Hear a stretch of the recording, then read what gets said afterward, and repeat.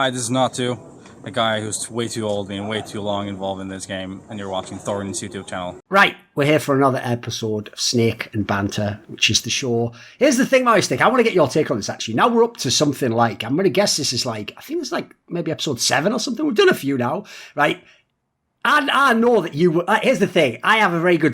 This will sound very weird, right? I have a very good sense for how other people are feeling. Now, you'll think that can't be true, Thorin. You're the most notorious, obnoxious people who doesn't care about... No, I don't care about their feelings, but I have a really good sense. Like, for example, I've always thought my superpower was I know when I'm really annoying people. But I just don't stop. That's, you know, again, it doesn't go hand in hand. It doesn't always go hand in hand. So what I want to know is this. When I first suggested this name, Snake and Banter, I felt you sort of like, only slightly, but slightly pull back. Like, you know, maybe you didn't feel it totally. What do you think? Has it actually grown on you? Is it still a whack name? Just be honest. Just be honest. It's okay.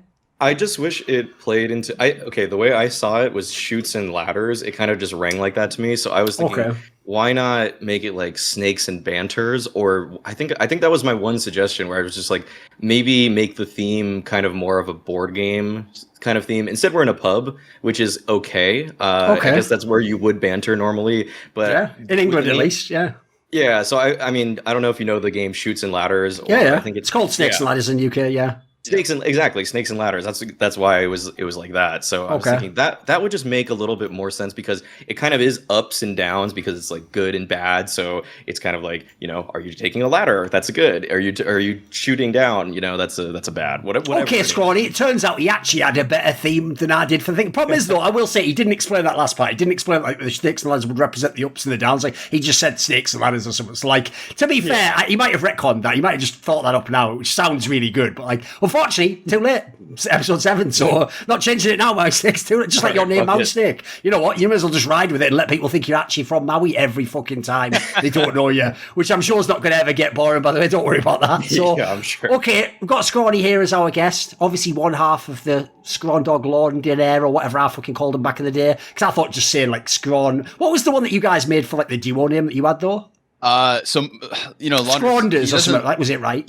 He doesn't like putting me first, so he always says laundry, but that's literally just the Y from my name, so it doesn't really feel like... The problem is, though, that's why I tried to make it like Scrawn Dog Londonere or whatever, because the problem is, Scrawnders is also just you going, you can have the last 3 letters and he's fucking nothing. Yeah. Oh, he's going, how about laundry? With same thing, he's doing the same thing. It's like, basically, it's just me, and then my add-on at this point in time. Like, what the fuck? So, okay, hope that doesn't spell any sort of symptom about the fucking status of the relationship there. No, man, we're good. Okay, we're good. Okay. I do think that yours is still the best. Yeah, it was like Scrawn Dog Mohan Illionaire. Yes, that was it. That's actually fire. Mauisnake, that is fire. You have to admit. That is actually good. That is good, isn't it? I know. Because I said, dude, I told them this at like CSGO or something like 7 years ago or something. So they could have already been rolling with that. That could already be like, you know, fucking like all the other classic names for the duos, like Taste Horses or something by now. But no, they had to go with their own fucking stupid idea. It's too late now. Again, just as we all know, it's way too late to change aliases.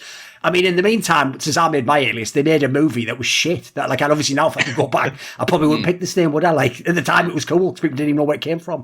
So, okay. Here's the thing, Scrawny. Just a little detail people might not know, right? Obviously, we have worked together because we've been on events like back in the day, etc. Obviously, a long, long time ago, people wouldn't know it, but in North America, we used to actually all go to like those CSGO type events where they would bring in loads of the North American talent and then a couple of people from Europe.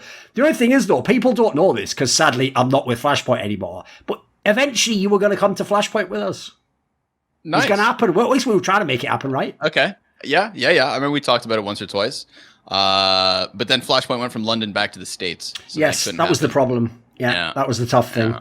See, all those fucking plebs out there. I was trying to bring you some of the people you like, not just all the like mega self-indulgent people where it's like listen, I know you all have... The problem right now, I'm going to tell you right now, is when people aren't polished and crucially, when the fan hasn't had enough exposure to them, it doesn't matter how good you are, they sort of initially are just like, I don't get this guy because they don't know you yet, you know. Yeah. So like, I know that to everyone else, they think it's mad self-indulgent when I have like Alan Hender on. So like, isn't he just some guy, you know, Thorin? I'm like, well, he is, but he's good. Like, yes, he knows his shit, but like, sadly, you have to like hit him with enough exposure that they just get used to you eventually, and then eventually no one wants to kick you out of the scene, or at least I think it worked that way for Banks. I purposely left an awkward silence. I actually like Banks, but as everyone knows, anyone can get it in their head at any time. So, right, let's start the episode. Obviously, we all know the theme for this one. We do the good, bad, and the ugly. And as always, we make the guest go first just to kind of like break the ice, get you into the episode. So, I'll let the guest say what his point is. So, what did you pick as the good? What was the good point that you want to talk about this time, Scrawny? Okay, I think I went a little bit out there, man. I wanted to give a little bit of credit to Endpoint. So right now, my good is Endpoint, and Endpoint / like talent scouting / talent development. I think that something's happened inside of Endpoint in the last year or so that has, like we know the formula for Endpoint, right? UK team always trying to showcase a little bit of UK talent. Yes. And they've always been sort of like a bit of a rotating door. I think for a little while they were trying to get like Mighty Max onto this pedestal as being like maybe like an international talent, and it's flashes in the pan, man. I'm not talking shit about him, but it just didn't really ever stick.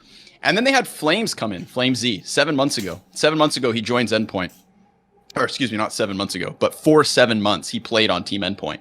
And if you look at Flames' previous teams, like he kind of came out of nowhere. He's one of these people who's making a bit of a name for himself in the FPL circuit and whatever. But Endpoint was that first team to really kind of take a shot on him. And they developed him for 7 months, right? And that's when I was like, damn, good for Endpoint for seeing somebody beyond the UK that they felt like they could incorporate into their system enough to kind of elevate to the next level. And for Flames to go from whatever he was doing in Israel to Endpoint for 7 months, and now to be on OG, a team that just 5-0'd in Pro League groups and like looks phenomenal when they're all playing together on LAN. That was really impressive for me. They transitioned from Flames into mezii. I think mezii was a bit of an easier pick because, like, I'm not going to give them credit for finding him. I think that was more like the Cloud9, Henry G, Alex type deal. But I think we can all agree, like, mezii could have been another one of those players that got a big shot and then fell back down into irrelevancy. He didn't with Endpoint. He was stomping the shit out of teams with Endpoint, and to the point that now we see him move on to Fnatic, who also looked good in their first event. So I think that giving him that platform is like a second check for Endpoint. And to kind of like leave this one a little open-ended, I think that their newest addition, Boros, he is from Jordan. He was playing with a team called Nasser, another Middle Eastern player that like I think otherwise wouldn't have a platform. And Endpoint seemed to be trying the same formula again that they used with Flames for him. They've got him on a 2-year contract alongside all their other 4 players. So I just want to shout out Endpoint, man. They've got a clean idea of like talent scouting right now. It's been successful on their own once. They springboarded mezii back into action, and I think that Boros could genuinely be like the next like success story from Endpoint. And I think that this formula for them is going to continue to be like a strong showing in 2021. If people don't know, we don't actually discuss the topics before the show. In fact, even though everyone has, obviously because I'm the host, they have to send them to me, I don't actually show Mauisnake like what Scrawny's topics are. So I can tell you right now, there is no universe he thought you were coming up the gate with fucking Endpoint. And then that was just it. It's just Endpoint. It's not even like some secret shit you found. It's like, Endpoint exists. Huzzah! Like, come on, Mauisnake, give me your thoughts on this.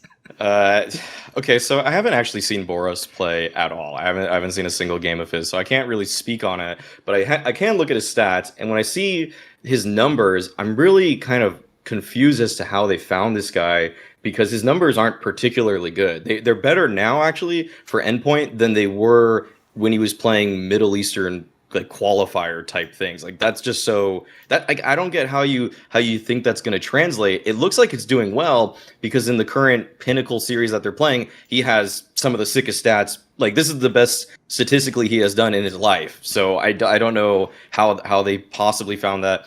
As for Endpoint and their system, though, I have seen a lot of them. I've seen them before this Boros move, and I will say that I think that what's kind of unfortunate and maybe actually is going uncredited is that Mighty Max might just be like the UK Hunden right now. He's doing a good job, isn't he? Yeah, he's really constantly developing players like all the ones that Scrawny just mentioned. And that's something that, I think people hear his name and probably his kind of lack of social media presence for the most part and just kind of don't have really any strong opinions regarding him. But yeah, this Endpoint team has kind of consistently, even when they're taken a step back because one of their players gets poached, they find themselves slotting themselves into the top 30 again. And that's something that so many IGLs have failed to do because once they lose their star player, they get really outed. And I think that's just something where like I think an example would be like Sheikh Zula just got sent to like God knows where, like after a while. Like it really was hard for him to come back up when he lost Grim and when he lost Junior. But then Mighty Max just keeps doing it, which is really impressive. That being said, I think Crucial is actually, every time I watch Endpoint, I feel like Crucial is almost always their best player. He is someone that seems like he's really consistent with the op. He finds a lot of opening picks for them, and he can just deliver multi-frags in the mid-late round. So I think that, you know, the combination of Mighty Max's system and Crucial will make this team like always have a decent floor. And then when you have a solid piece like Surreal, you're probably always going to be in a pretty good position. So I mean, that's a really, I can't believe you picked that, Scrawny, honestly. Fair enough. Are you watching those games all the time or what? I get the angle though, like the angle that like if they're like the talent development factory or whatever, because I also kind of see them the same way. Like it reminds me of basically like Copenhagen Flames is the same shit, you know, like somehow, even though they sell the player that's like the best player in the team, somehow a guy comes along that we don't know either, replaces them, and then they're pretty good. And you're like, how are you getting these players? I always wonder about that though, because I have to say, unless it is Mauisnake, like you say, maybe Mighty Max just is the guy, like maybe he is like the UK 100 in that sense. Because I always wonder, because the problem is, if like me, you only watch Tier 1 CS, it is easy to look at teams like that and think, they must be genius at scouting, but for all you know, maybe they, because as you say, whenever they get the good players, they always rise up basically to like, almost like breaking into top 20, like top 30, top 25, because they always get to that level. For all we know, that just makes them like basically like the fucking Astralis of tier 3, and then everyone will just join them and or just say like, yeah, this is our best player. So you never know like, how much community hype there is there. But I could believe there's some, because just like as you say, the track record, yeah, have they ever put a foot wrong? It feels like every time they bring a player in, they're good. In fact, even the players you mentioned, Mauisnake, Surreal and Crucial are people that were written off years ago because like half a decade ago they were at NA, didn't they? And they obviously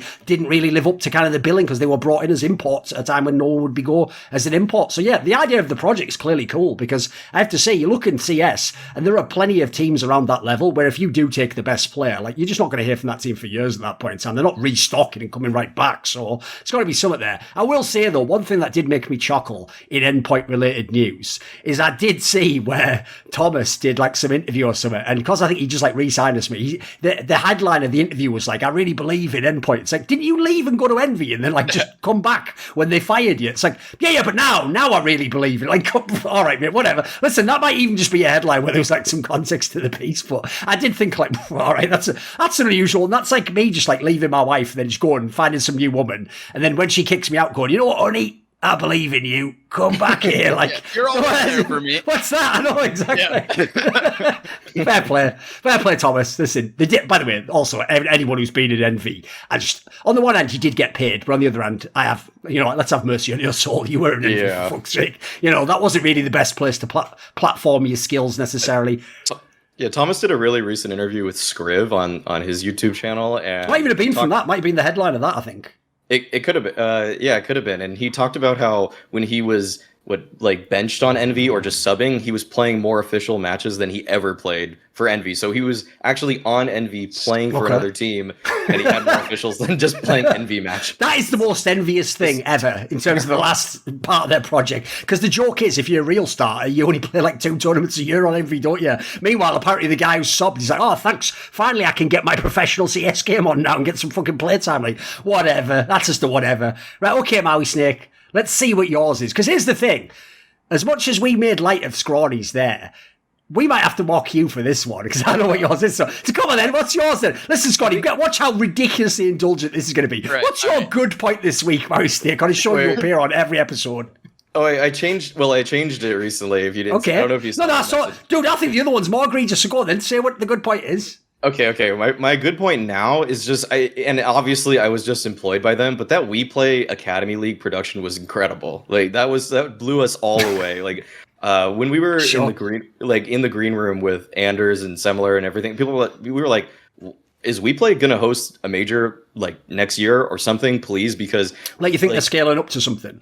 Yeah, I mean the AR they did was incredible. Oh, it was mental, yeah. The sets that they do, they give us all costumes. They do so many. They have also, I guess in Ukraine there's no COVID restrictions or anything in terms of staffing. So you know how for Flashpoint we were working with skeleton crews basically, like some dude has to do 4 jobs or something like that. They had a person to do anything, like everything. Like I actually legitimately do not think I've been treated better as talent ever. I don't even know if I will, because it's just like it's just there's someone to take your order for like anything you need at any given time, whether that's like different food you want. You don't like the food you have, get new food. It's like if you want different costumes, they got 4 people doing makeup and costumes. Like it's crazy how involved their staff is all the time. And then I will say like the one thing that probably like could have been better is that they didn't really have as many desk asset segments, whereas like Blast, for example, has like so many like original graphics or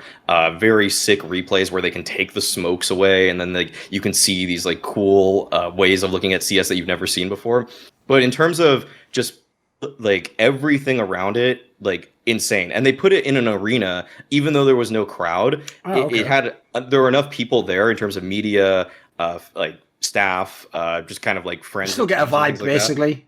Yeah, so you could tell that they went all out for something like this slapped Cologne in the face. Like they did a LAN in terms of the literal sense that yes, they are hooked up with a local area network, but WePlay actually made the lights, the sounds, everything feel like this was a stadium event. It was something that I haven't experienced for over 2 years, or almost like about 2.5 years, or a year and a half now, you know, like since Epicenter. So it was just absolutely mind blowing how good that was. And if there was like briefly, I think people were like, get WePlay a major, and I think I'm on board.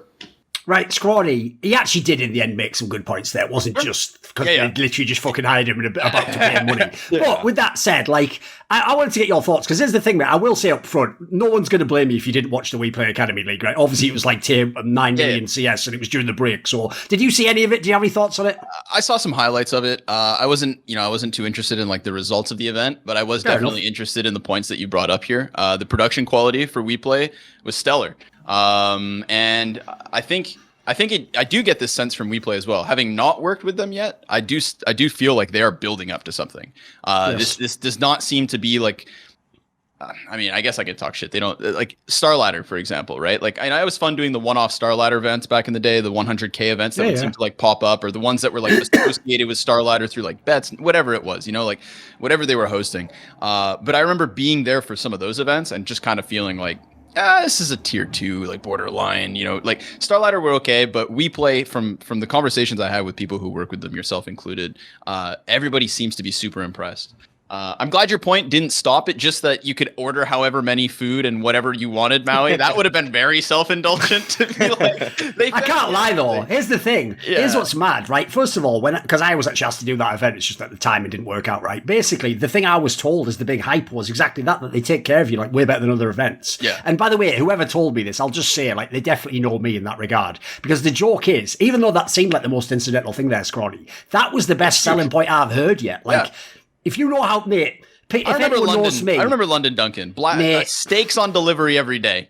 But here's the problem. If it's other events, though, if I ever come out with that fucking analyst desk segment, or even worse, if you deliver the food the second I'm going to the analyst desk so I can't eat it, if I come back and those fries are cold, mate, if I had telekinesis, everyone would be dead. Everyone. Like, people would be being force held against walls, throat slit, there's blood pouring out people's eyes, just because the fries are cold. So, like, yeah, mate, the idea that I could go, can I have some warm fries? And then they go, yes, sir. I'd be like, oh my God, wow. It'd feel like that moment when fucking Andy Dufresne got out of that pipe of shit in Shawshank, spoiler, you know, I'd just be like, in the rain, as just the glorious warm fries rain down on me. I don't fucking hell. I will say, the AR stuff did look amazing. Yeah. Like, you know, like, here's the thing, because that's cool anyway, even if it hadn't had a good likeness, people would have just said it looked good, like, oh, it's still cool or whatever. Dude, the fucking likeness on those actual models looks really legit. Hell yeah. Actually did look like you guys. And I'll just say this, in light of the fact that Scrawny hasn't worked with them yet, if they ever had Scrawny and Launders work this event, I'll tell you right now, production people, if you ever do an AR of Launders and you just put that fucking shitty little boxer logo on the closer thing, he will fucking die happy and be so loyal to you for the rest of your entire life. Just put that fucking logo. Just look it up right now. I know you don't know, you're Eastern European, but just look it up right now. Just put that on the AR thing and Launders will be like yours forever. I'll tell you right now. He'd sign a life contract. He's done. There you go. Yeah. The thing with WePlay too, though, I will say that like I was a little hesitant at first with like the Academy League thing. I think it's cool, the concept of the Academy League, but like there was that, and I'm not too against it, but like, you know, having the Academy League in the middle of the player break, it's kind of like that was meant to be to get eyeballs on it, right? With nothing else going on at the time. And then unfortunately, it didn't seem to like replicate the success I thought it would. I thought more people were going to watch this thing because of the fact that there was nothing else really on. Yeah, I have to say, it did seem like it didn't make that much of a. Yeah, it's like one or two teams. Like basically, all that, as far as I can tell, Mauisnake. Obviously, it does suck when you work the event. No one watched it. But like, here's all that happened. A few people, if you're lucky, either because they're from the CIS or because they heard about Monacy, watched Na'Vi Junior. But as far as I can tell, people didn't really know fuck all about the event. It's like, except for the cool like and stuff. Like, it feels like, I actually found that a bit underwhelming, I have to say, when I think, because I thought the same thing. I thought there's fuck all else on it. There's all you can watch, but bizarrely, people just didn't bother for some reason. I think, the quality of the teams was obviously lower than what people are used to because we are fed so much tier 1 CS all the time that of course, even if the layman like normie can't recognize what good CS is versus bad CS, they still just see an HLTV rating and they're like, not top 10. Yes. So I don't think it's worth my time. And it's like you couldn't even tell like what a good mid round was if it hit you in the face. So like it's whatever. But either way, like. Monacy drew the biggest audience. I think we hit actually on just the English stream like 15K viewers on a Na'Vi Junior game before. But then like I think even the playoffs, it was like 5,000 viewers, right? Less sometimes. Okay. Like it wasn't great viewership, obviously. And I think that's it happened during Pro League for the LAN playoffs, which is something that obviously is not great timing for WePlay there. So yeah, I mean, I'm just hoping that if they run future ones that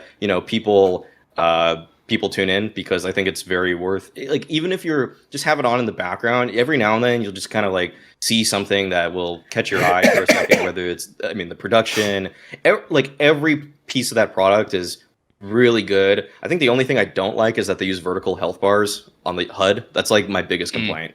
Honestly. Okay. Right, for my good point, I actually just took a simple one from the news. I took NIP extending Rez's contract.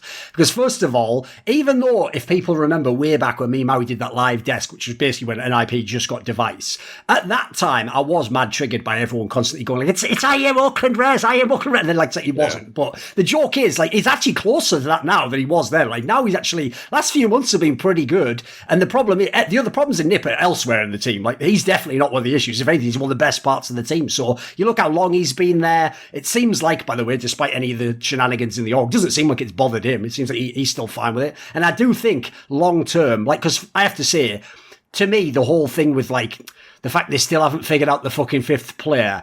To me, I don't even look at them and go, wow, Nip shit. I just kind of feel like it hasn't properly started yet. I want to see like the real 5-man lineup. So to do that, look, having device signed, having Rez, those are the two pieces you want to get locked down first. Those will be the cornerstones if you're going to build a really good team. I still think they've got to fucking get it together and just decide who the fifth player is and have it make sense, because I will say on the other side, as much as like for memes, I might like to mock device. I actually think people are being too harsh now. Like they really thought he was just going to walk into a team with like a rotating door fifth player and just carry every game. Like that's not very reasonable. Like people don't seem to realize people who really can just like be airdropped in like simple. They're not fucking normal humans, mate. Like normal humans need a team around them and like people what they're gonna do, how they're gonna play. They can do their part. Like you need those things for comfort, if nothing else. Even if it's not literally game related. So I think the fact that they've got Rez nailed it had to happen because if NIP lost Rez, think about how depleted the Swedish scene is.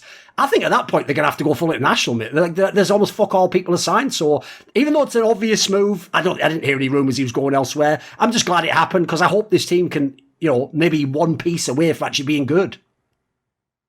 Agreed entirely. I mean, if you're a device, I think you're looking at this roster and you're thinking like, okay, you know, if he came in and didn't know that this like 5th slot was going to be kind of a question for as long as it has been, then if you're a device, you're like, well, what have I walked into? You know, like who else here is locked in as much as I am? And I'm super glad it was Rez.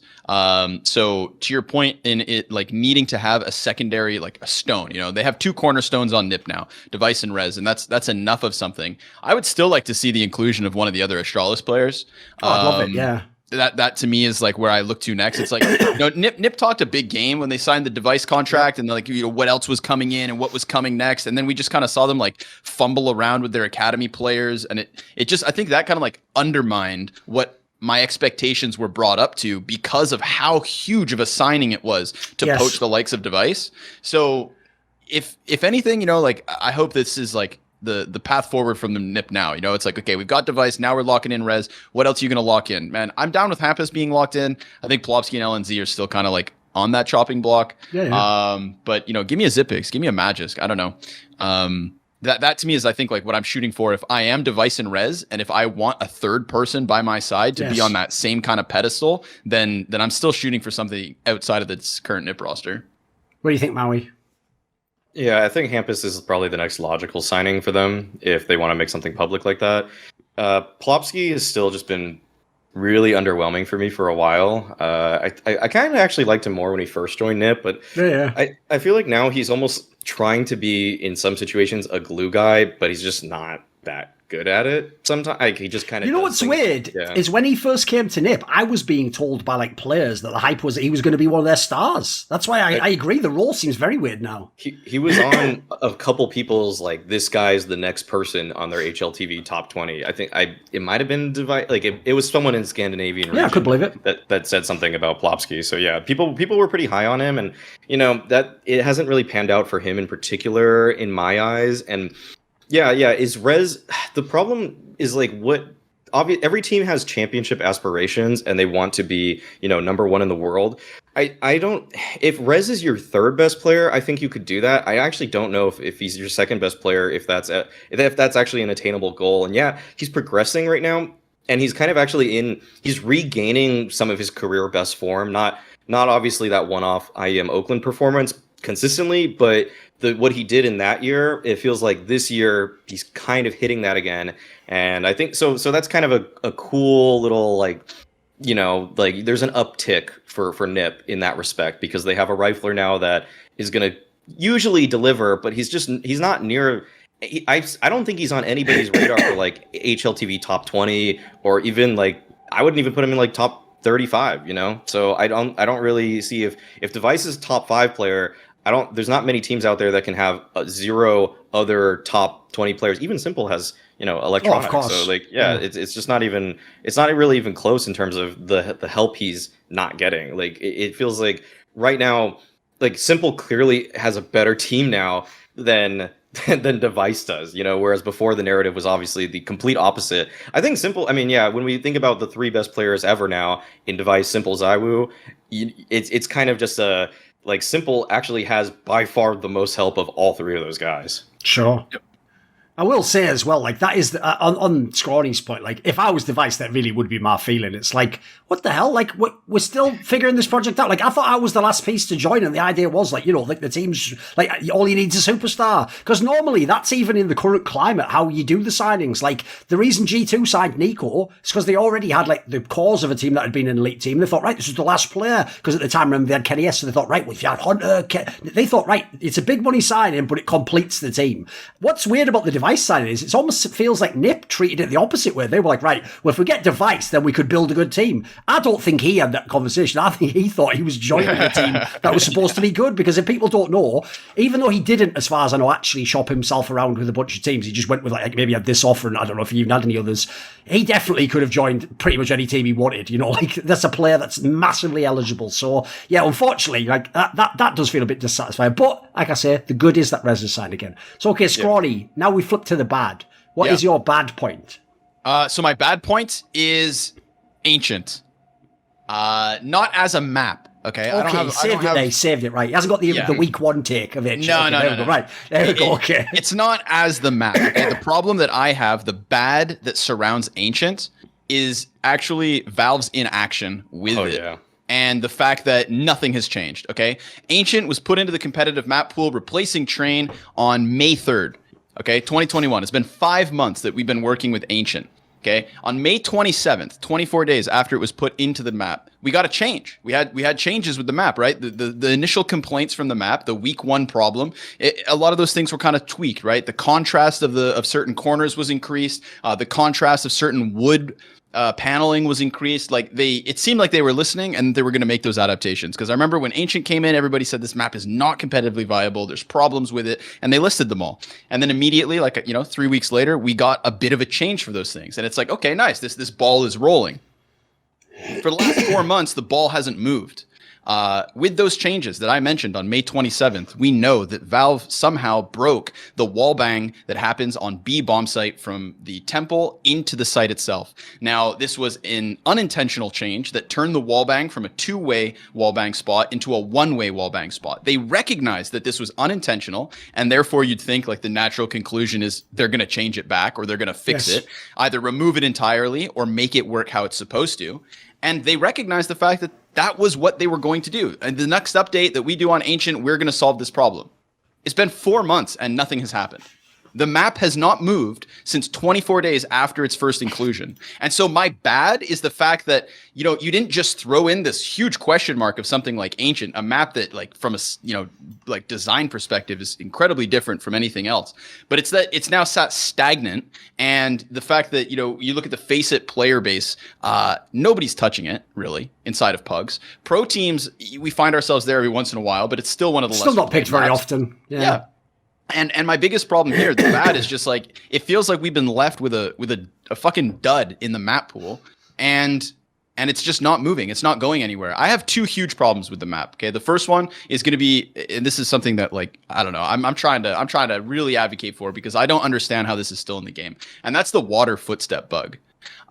So this bug that occurs when you're moving through water without walking, that sometimes the footstep sound of you walking through water is played for all enemies across the map as it happens. It's not a proximity sound cue. It's a map wide sound cue. I want you to think how many times since this map was added to the game 5 months ago that could have influenced the outcome of a round in a competitive sense. Yes. I know it's happened to me personally at least 4 or 5 times in my Pug games, whether I'm the victim of it or whether somebody gets screwed over because I get a sound cue I'm not supposed to have. We've got the major coming up. Okay. It's been 2 years that, we didn't have map pool changes. We were waiting for the major to maybe be like that trigger for it. We finally get a new map. If this is the way that Ancient is going to be played at the next major, then I just think Valve has actually just failed. I think it's inexcusable that you recognize you've made something occur that isn't meant to be there. You say you're going to fix it, and then you don't for 4 months. It's like, what else is going on? I don't need content. I don't need battle passes. I don't need weekly challenges. At the very least, you need to fix the problems that you've recognized you created. And I may not be a map developer, but it doesn't seem like too big of a deal. They've said, even with the water bug, that I remember Stiko, the last time I was kind of trying to ruffle up some feathers, Stiko told me that Valve are aware of this bug and that they are currently fixing it. But in my mind, if you know something is flawed and you're in the process of fixing it, and maybe it's complicated and it's taking you a long time, why don't we just straight up remove the water in the meantime so that this doesn't occur? I feel like at least completely taking it out has to be for at least a temporary solution until you get the game the way it's supposed to be. So Valve's inaction, man. That's what's bad.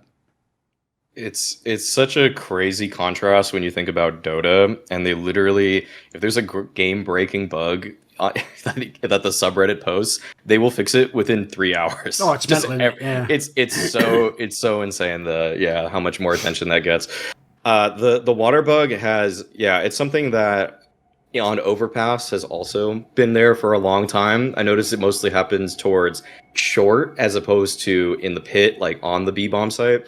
Yeah, that's something that also just it just doesn't make any sense. And Yeah, I mean, it's super valid. I'm glad you didn't just say the map is bad, but it's actually the inaction, of course, because there's so many things too where it felt like the A bomb site, like people don't think the plant zone makes sense. It just doesn't feel right. Like planting there, you need to smoke off like 2 angles at least, or else you're just not going to get a plant. And that just felt very un-Counter-Strike in a way. Like there's almost always what is called like a safe plant on every bomb site possible, and yet there isn't one on Ancients A, which is like that just it doesn't really make any sense at all in terms of design. I still think that the bomb site name should be switched, but that's just my own gripe with it too. I think but yeah, the 4 months of not fixing a one-way wallbang, I guess what I have to think is that Valve doesn't want to hire contractors for certain work, because there are dozens of people that could probably fix this. Of course. But I think that Valve don't want to, with how kind of annoying, just flat out annoying some of the ex-Valve employees are on Twitter, I don't think they want to give anybody any power in terms of like, I worked for Valve and this is how things work there, because they just want to keep things so secretive, because I mean, like, some of those guys just have the weirdest egos, honestly. And so like giving one more person that kind of like, I guess, power to gloat and say like, this is how it works there, is just some kind of PR that they're not looking for. And that would be probably the best fix, though. Just hire some map person to do something. Like I just feel like the solution is really actually just staring them in the face and with how much money they make. Surely this is just like a one-time job too. Like maybe you hire him again for more work, but he doesn't even need to be a full-time employee.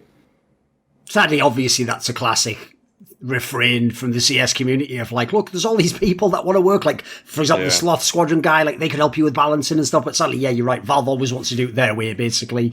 And the problem is, I agree as well, by the way, for some reason the people who leave Valve like do just go off the fucking deep end. Like I remember one guy, I won't mention his name, but I've never even talked to this guy, maybe once, like what, and mate, he was literally just like, once he fully left Valve, he was like tweeting all mad political shit regarding me, that like obviously he's just like absolutely out there. And I just remember thinking like, well, I've come a long way since I installed fucking Beta 1 about like 20 years ago, haven't I? Great, now I'm just getting railed for nonsense by the people who made the game. Great, sounds. Okay, here's the thing. First of all, I do appreciate that Scrawny came with like the facts and the figures. He was hitting us like a fucking prosecution lawyer. Like, sorry, sir, I will have to take you back. On May 27th, you said you were up there. Like, I like that, dude. It was making it really prime. Yeah, it was legit. Like, they had no excuse. If he left it vague, right, people might go, well, how long does it take to fix? But you're right, like, those are two things that, listen, no matter what you know about game development, as you say, if you couldn't fix them, there's ways to disable them. That's the minimum. Like, I actually think that's, to tie the 2 points together, I would take that approach if I was Valve. I would do the daughter approach, because as soon as someone informs you there's something like breaking the game, essentially, in this case, you could just disable it and then fix it. Like, that would be the nice compromise. At the moment, just to leave it in the game is terrible, because actually one of the worst things about that is, it doesn't matter for the water bug, but obviously it does for the one-way. The problem in Counter-Strike always with telling Valve about bugs is telling them about the bug also publicizes the bug. So it's like people then will just do that shit forever because they heard about it. So like, it's always fucking touch and go on that one. I will say as well, there's two factors about this map that have annoyed me and made me think that they haven't put in the work trying to develop it. One is that when it came out, even though when I first saw it, I was like, I'm not really feeling like the texture in the map. It's nothing really super creative about the design. But if you remember, a lot of people picked up my point here.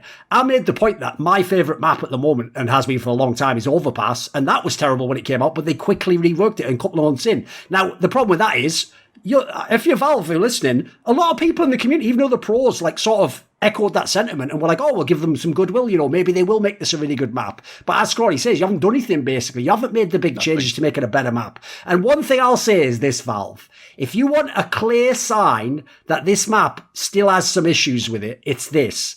Gambit has basically solved fucking Counter-Strike, mate. They just don't play Nuke out of choice. They clearly could be an amazing Nuke team. They're so good on every map. Even maps, by the way, that traditionally wouldn't play to their style of strength, like Dust 2 and Mirage, they're amazing on those maps. So the idea, they barely ever play Ancient. That tells me that this map, actually, the top teams don't really think it's that good. Because Gambit is exactly the team that if they knew a team was bad on it, if they thought it was a good map, would just pick it into you. They would punish pick you all day long. They would have been one of the ones I expected actually to pick this up. So I think when you saw that they tried it a couple of times, it was hit and miss, you know, some were good, some were... I think a lot of the top teams, like, this is only really like a gamble thing. I've never still seen any team that's truly embraced it. Like, can you think of one mouse? Is there one team actually, like, with any consistency picks this map? Oh, I can't think of anyone. Even in the Academy League, some teams tried playing Ancient, and then they just did it to try to punish the other team, as an underdog pick, and then they just were like, that didn't work. Let's just move. Because that is very weird if people don't know. Even when Nuke Rework was out, and people hated that, if you remember, and crucially, obviously, everyone hated Vertigo when it first came out, even these maps had at least a couple of teams who were like, right, well, since we're in the mix, let's pick this and make it kind of our way to get an upset win off you. But the fact that no one still does that with Ancient, that just makes me concerned. People think it's kind of like an okay map, but they don't think it's one you can be super good on consistently. So I know it's just a tangential point, but I think it's a bit telling because, as I say, Gambit essentially has shown they can do whatever they want with a map pool. So if they sort of almost actively stay away from it, I have my questions about that. Right, okay then. Let's go to your bad point here, Mauisnake. What's it going to be? Okay, my bad point is kind of about the Fnatic. It's a couple points about Fnatic, actually. I think the main one is that I don't really like the priority that certain players are getting on the team right now. And by that, I mean, the way I see Counter-Strike a lot of the time in terms of, because people say entry fragger, star, support, things like that. I generally see the game more as just who gets the most resources to succeed in a round. I think if you get to bait somebody, that is a resource where you have higher priority than them. But if the person behind you was throwing all these nades to help you, sometimes you can be the entry fragger, but you had better resources, so you were able to succeed. So basically, if I were to do that with Fnatic right now, with what I've seen for them in their ESL group, I would say that mezii right now is getting more resources than Brolin is in terms of he gets some spot. They kind of like mix-matched their spots a little bit. Like sometimes mezii took spots away from Brolin. Sometimes mezii had to switch his spot. Example is like Brolin always played the A anchor on Nuke, and now he has to play ramp, which is not a bad spot or anything, but it's just that he had to accommodate mezii. But then on Inferno, Brolin still gets Pit, which is just his best spot, and that's where mezii played too. But on T sides, that's really my concern with this team right now, where I've been seeing mezii gets to just hard bait Brolin every time, and basically anytime there's a proactive play on CT, mezii just gets to bait anybody. And that's something where I'm not sure that it just doesn't rub me the right way in terms of who's getting kind of the resources here. And everybody, like a lot of people have been propping up mezii. And this is kind of my second point of my bad, is that I think that he's kind of getting overrated really quickly. And that's kind of a dangerous thing to me, because it's almost like in Alex's interview with HLTV, he said like mezii is an IGL's dream and things like that. And I almost feel like he's just taking the complete opposite approach he did with ZywOo, where he kind of like downplayed how good ZywOo is. He's like almost overplaying how good mezii is. So I think he's like maybe learned from his past, but he's just gone into the completely other camp of things. And then I see all these other people that are just hyping mezii up like crazy. And if anybody from HLTV wants to like defend impact stat, like mezii has one of the worst impact stats on Fnatic, even though he had the highest rating. Like he has the second worst impact stat. So those are like, entry kills, multi-frags, clutches. It's like a lot of his stats just come from single trade, and then that's what he does. It's so I'm worried. I think mezii is like to like always like make this a little bit more just like balanced of a take. I will say that I think mezii is a solid player. Like, does he deserve like this guy is the next like god of European CS or something like that? No, like absolutely not. Like he's just a really solid piece, and I think he's like gonna fit on this Fnatic roster. But I don't really see like HLTV top 20 this year, or maybe even the next year. He'll be like on the cusp. I think he might be like 25th. Like, because they always do that, like, ranking on Twitter. Oh, yes. Yeah, the ones who didn't make an honorable mention or whatever, yeah. Yeah, but the right next now, 10 or whatever, yeah. Like, I think the peak of mezii is NAF. Like, he just does a lot of things right, but he doesn't, like, blow you away with anything he does. But sometimes doing everything right just means you're always going to be really consistent. So that's kind of my take right now. There's like, so much more to this that I kind of, like, haven't loved about Fnatic. But, yeah, that's my main part of it. Okay, right. There's a lot you can pick from there, Scrawny. Anything you want to jump on? I like the point about how right now I feel like it's almost like Alex is feeling out mezii versus Brolin. You are dead on, right? There's a ton of like interchanging positions right now between these two players. I think it's very curious actually, because obviously Brolin is, kind of signed as like this star child for Fnatic. He's supposed to be this next gen player for them. The career player for Fnatic was going to be Brolin. And now it almost feels like Alex brings in mezii and kind of wants to elevate mezii to that level. Mm-hmm. I definitely agree with all those points there. I think it was Haka as well who mentioned, I saw him tweet about how like there's this role interchanging on Overpass too, right? You mentioned Nuke. It's happening across like the whole map pool. So there's this weird overlap right now between mezii and Brolin. And I've been led to believe that Brolin is supposed to be the better player. And if the impact rating of mezii, I didn't know that. That's a hot stat, man. That he's highest rated, but also lowest impact. Like second lowest impact. The lowest impact is like whoever's bottom fragging for them. But yeah, but Jaquino also. Whoever it is. Might not be you, Jaquino, but I just said you anyway for the laugh. Maybe Alex soon. Sure, yeah. But I like this Fnatic. I think it's super cool that they came out and like showed us something promising in this Pro League group. It's pretty quick turnover. But I definitely sympathize with you, Maui, when it comes to like this almost mezii overhype. But I think it's like, I don't know if it's genuine. Or if it's just like this like cultural overhype, like it's a meme almost that like he's this next big thing. I don't know if anybody actually fully believes it. I rate him highly. I think he's got great potential. I think he proved that when he went back to Endpoint and like now has bounced back and he has a platform to bounce back in. But it is weird, dude. Your point is super valid where it's like this isn't what Alex did with ZywOo, so why is it happening with mezii? Big question mark, I think, with like who's going to end up being the stars for Fnatic? Who's going to be prioritized in Fnatic? And it does still feel like, even with the little success we saw from them, like they are still in this weird transitional moment. I want to bring up a Laundress point, actually, if I can. Go on, then. And this was about what I know what Laundress doesn't really like about the Alex calling at the moment. And it's like these like tricky plays, right? Like these tricky mid-round smoke pushes, these kind of like, I don't want to use the word gimmick, but like it's like trying to play to an element of surprise that can cause people to die. Like I don't want to see Brolin and mezii, over risking. I want to see these guys like tested with like just with proper positioning, with proper plays, with proper structure. And I like Alex as an IGL. I'm glad he's bounced back, like alongside mezii. If there's two pieces from Cloud9 that I thought like we're not going to come back, it was going to be mezii and Alex. And the fact that we have them back, I think like this is a really cool test for both of them.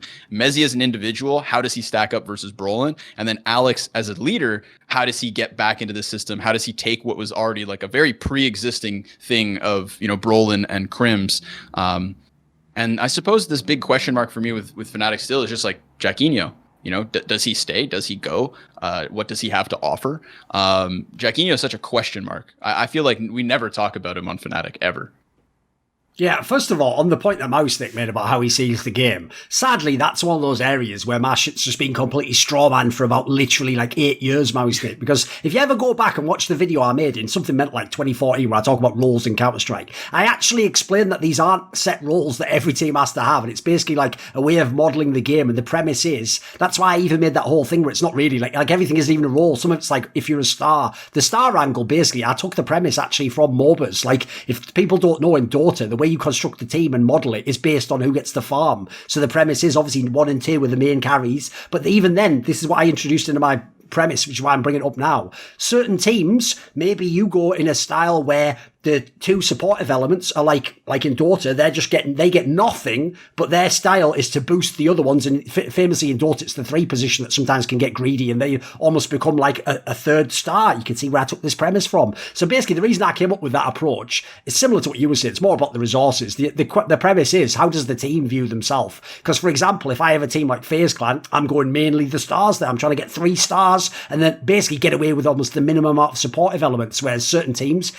go to Alex's fucking Vitality last year. That was almost like, dude, sometimes it felt like 4 supports and 1 fucking star player. Like, that was ridiculous at times, wasn't it? So, on this particular issue, though, I will say this is very interesting to me because Like, for example, when you say about that angle of, like, maybe they're sacrificing some of Brawlan to sort of, like, boost mezii, as it were, that is actually a very alarming prospect, because to me, the only person on the team that I can sort of be sure could be a star right now is Brawlan. Like, I don't even know where Crims is at. Obviously, we're still waiting to see when he comes back. The team's been kind of a bit AWOL from top competition. So the most hype thing about Alex joining this team for me was I thought, right, well, first of all, Brawlan is mega good. Secondly, look what he did with Ziwu. Like, the idea was he was supposed to use this star and make him like a top 20 player, top 10 player. And then, that would be step one of becoming a top team. So that's a bit concerning, even though I will say Brawlan's aim definitely can be an entry player. It's just, does he want to do it? Like, I've always thought you should never force a player who's not comfortable to be an entry, because, mate, they won't, not only will they not enjoy it, but they won't actually, like, do the job as well as you think. Because if their mentality really is a config style, like run through a brick wall,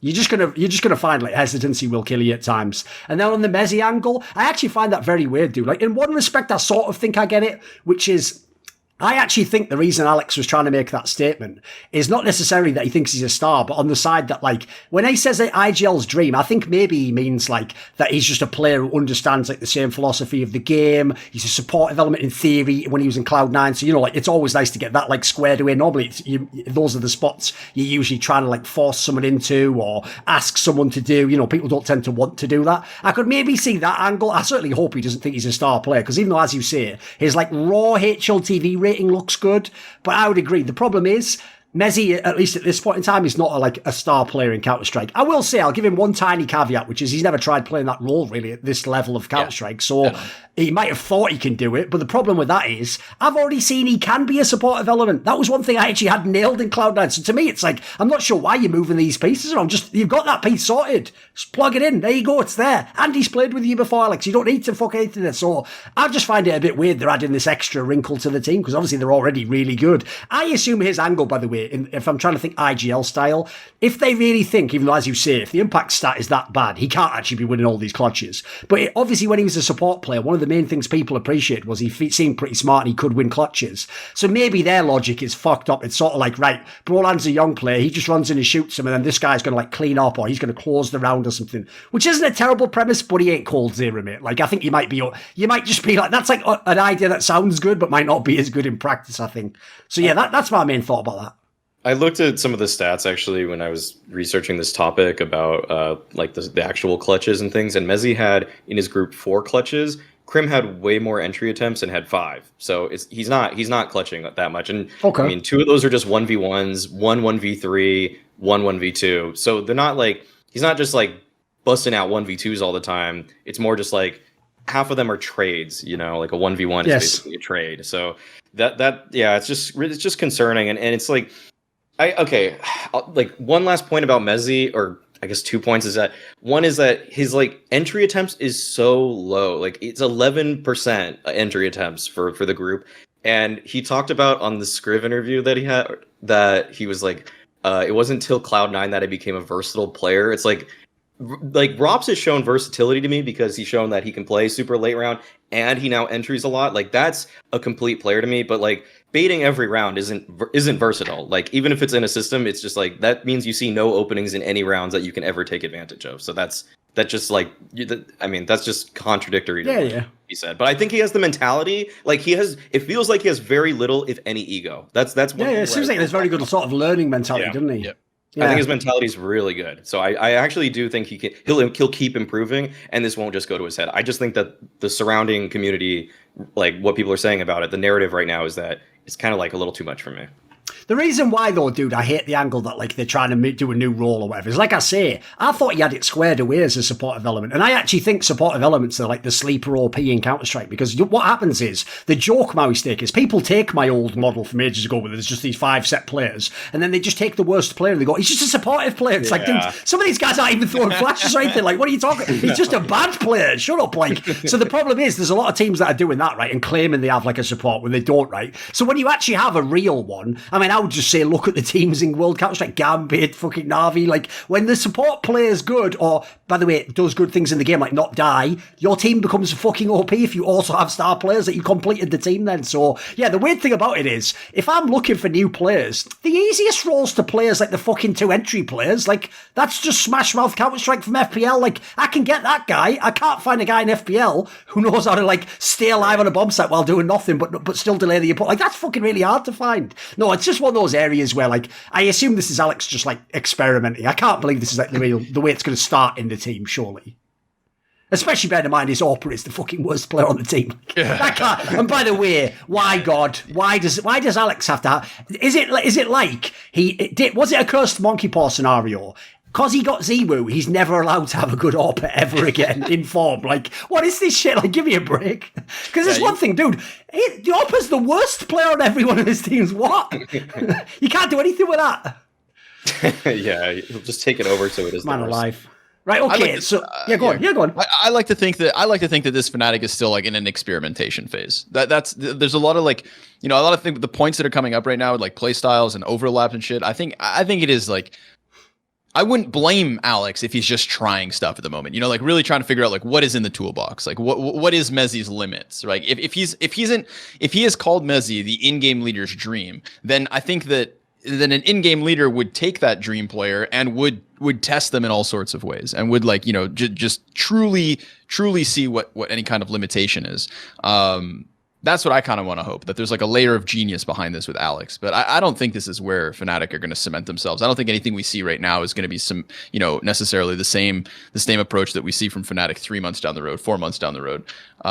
Hopefully, because I do think it's weird. There's this element of like weirdness with what we're seeing with Fnatic. So fingers crossed. For my bad point, I've picked one that I'm amazed more people don't talk about this, especially considering how many like NA fans there are. It's the fucking saga of Furia still not having a legit fifth in their team. Like, give me a break. Like, what's so sick about this? First of all, I don't totally blame him. Like, Henny has to take a lot of the blame because he just up and left the team for this project that still yet to actually manifest. So I will say they had the team, and then unfortunately a player left, and they haven't been able to replace him. But part of what killed me about that was, dude, when they had Henny last year, sure, part of what made them in the online era initially be like the best NA team, it was they were like feasted on teams like EG and Liquid having some problems, and Gen G being up and down, etc. So it is true that once some of those teams got their shit together, they were kind of like tied for second or third, and they weren't as hot. But the problem was, I thought when they had Henny, dude, their style was like, listen, it could be a little bit gimmicky, but they had all the pieces for it. They actually were one of the best teams to watch play. They were a brilliant team to be a dark horse and maybe get an upset against a lot of the top teams. And actually, what was cool was, because they were coming in, and Henny was the only actual sort of legacy player, they were coming with a totally fresh team as well. So they didn't have any of the baggage and problems that like MIBR had and old school Immortals players had. They actually had in general, like everything looked like these sparkers are all going up. And when we get back to LAN, who knows, maybe this can actually become like, like the 5th best team in the world for real. Like, but the problem is, ever since Henny left, and they've gone through this saga of like Junior didn't work, the Honda guy just obviously got mad overrated from like the first fucking half of the game he played and never lived up to it afterwards. And then now they're trying to get this drop guy, whoever the fuck this guy is, and obviously at the moment, not their own fault, but they've had to use the coach, etc. But basically, one thing in Counter-Strike in general I'm hating is teams where it just feels like I said about Nip earlier, it's like, when am I going to see the real lineup? Like, I'm ready. Like, I've got the ticket, I've got the popcorn, can I watch now? But the saga's just dragging on too long. Yeah. And also, let's be real, one of the things that's a bit underwhelming is even though they themselves have arguably the best players in Brazil, for some reason they actually don't seem like they can get any name player to be the 5th player. Like, you'll notice all these names are nobodies. They're like people that weren't ever famous. Like for example, the 5th player is never like, and here comes Phelps or Boltz is playing it. It's never that. It's always like, and here's some guy you'd never heard of. So I have to say, unfortunately, it sapped a bit of my love for watching Furia, because I did find them a very entertaining team to watch. The guy they're getting, Drop, I mean, I could speak about him at length, but yeah, I've never seen him play. What's he like? So he's just like kind of that solid, I wouldn't say like star rifler, but he just kind of does the right thing. He kind of would remind me of Boltz, I guess. So he's kind of like a poor man's Boltz right now.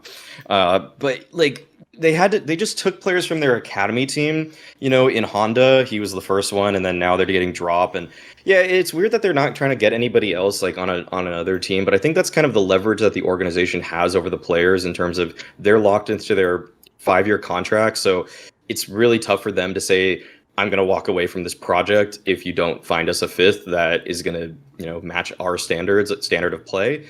So they do just keep going for these really cheap routes in terms of who they're picking up. And I think Drop could be decent. I think he's better than Honda, flat out, because I think he's just smarter and he takes better fights. But I think that, honestly, like, if there was another player on the Furia Academy team that I've been kind of looking at for a while now named Puria, and because he won a DreamHack Open with a team on Imperial when they played Pro League because he helped them qualify for it.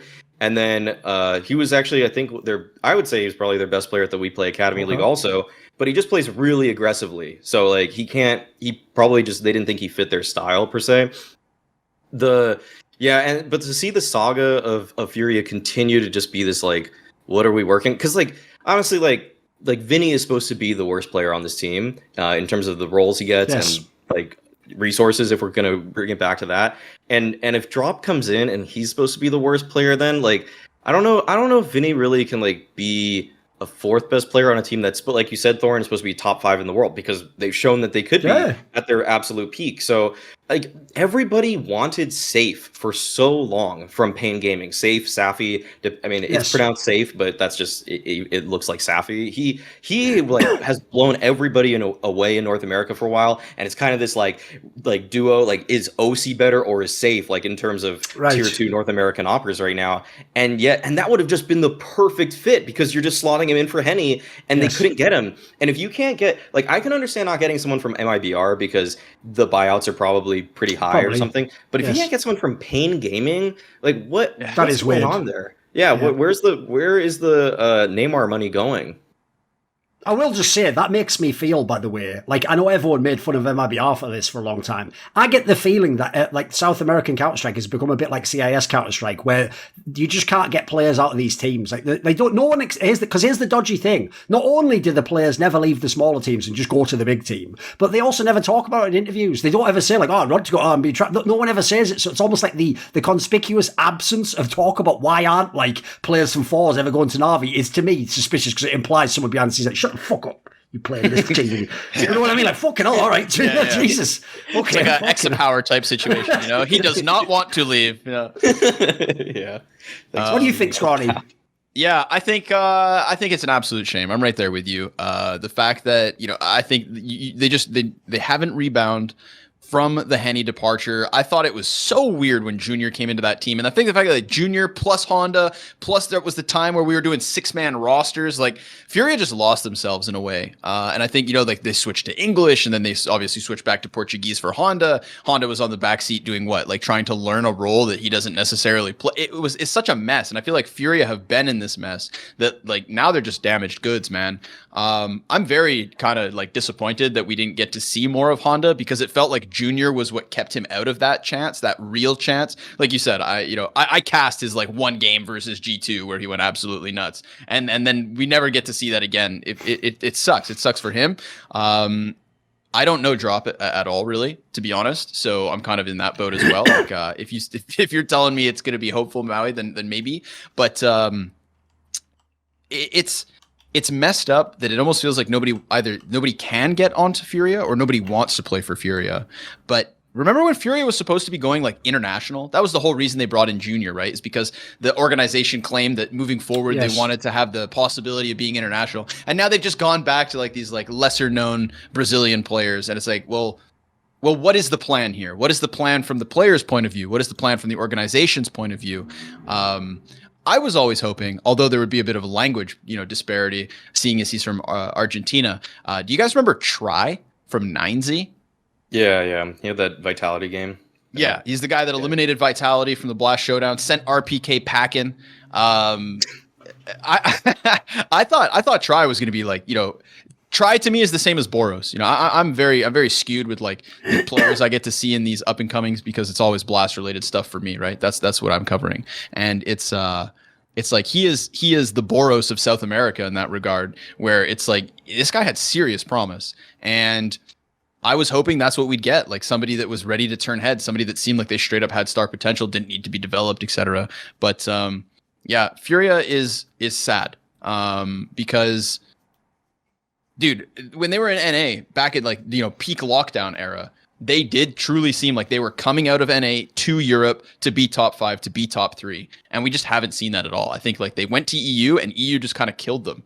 Yeah, it was when they went to Europe that it kind of all went downhill in it. Yeah, unfortunately. They just got like stuck in Serbia, and that's where Furia now lies. Like it's just the body never came back either. Like it's just stuck there. And it's weird to me because like you said, this is Neymar money. Like the Furia's, I thought Furia was going to be taking one of these steps, especially again with this like narrative of like we're going international, we're going to be big. Like you don't see it from the org's point of view. I don't see it from the player's point of view, and I don't see it from their new fifth's point of view. But maybe I'm just out of touch or out of tune, you know?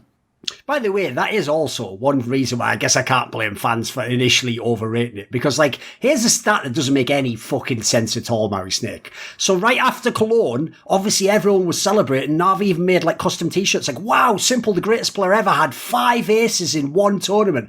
This motherfucker had 3 in one match. In one series. Dude, it was his first proper series. Yeah. That doesn't even compute in my brain. Like, because in that scenario, if he has 3 in one match, shouldn't Simple be on, like, 30 in a tournament or something? Like, how's he only getting 5? Like, you know, but then again though, there are certain stats that don't make sense. Like, if you ever go and look it up, there's certain like mega mad fraggers that have barely like ever had an ace or something mental, you know, just because of how the game works out. Like, sometimes those stats can be wonky. One thing I will say to just wrap up the Furia topic, and if any of you want to jump in on this one, the other reason why it kills me, the 5th saga, is because they've done that thing that a lot of pros do, where pros go, it's all right, while we're waiting to get the 5th, I'll take that role. Of all the people I wouldn't want to give up their role on Furia to become the AWPer, that would be number 1 on the fucking list.